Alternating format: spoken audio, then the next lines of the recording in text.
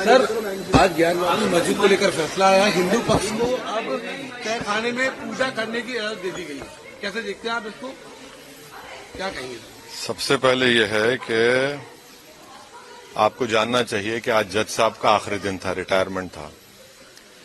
दूसरी बात यह थी कि उन्होंने 17 जनवरी को डिस्ट्रिक्ट मजिस्ट्रेट को रिसीवर अपॉइंट किया। तीसरी बात यह है कि आज जिन्होंने जो फैसला लिया है वो तो पूरे केस को ही डिसाइड कर दिया उन्होंने। यानी आपने एक तो कितने 93 के बाद से अब तक खुद कह रहे हैं कि वहां पर कुछ नहीं हो रहा था। अब मस्जिद के तहखाने को आप दे रहे हैं तो फिर आपने तो पूरा केस ही डिसाइड कर दिया। फिर कितने साल हो गए, 93 से आप 30 साल हो गए।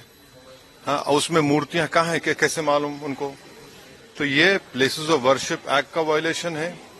भाई 30 साल के बाद आप ये काम की इजाजत दे रहे हैं, तो उनका तो एक काम था कि आप उनको 30 दिन का टाइम देते अपील के लिए।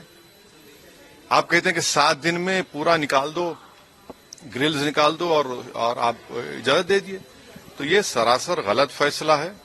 और आखिरी बात यह है कि नरेंद्र मोदी की सरकार जब तक अपनी खामोशी को तोड़ेगी नहीं और साफ तौर पे कहेगी नहीं कि हम प्लेसेस ऑफ वर्शिप एक्ट के ऊपर स्टैंड बाय करते हैं, ये पूरे तनाज़े चलते रहेंगे। और मैं फिर से कह रहा हूं कि जब बाबरी मस्जिद का टाइटल सूट का जजमेंट आया था, मैंने जिस एप्रीहेंशन का इजहार किया था कि वो फैसला यकीनन सुप्रीम कोर्ट हमारा आखिरी कोर्ट, हम इज्जत करते हैं, मगर फेद की बुनियाद पर आने से ये तमाम चीजें खुल रही हैं।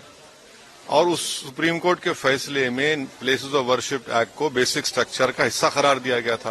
तो फिर ये लोअर कोर्ट सुन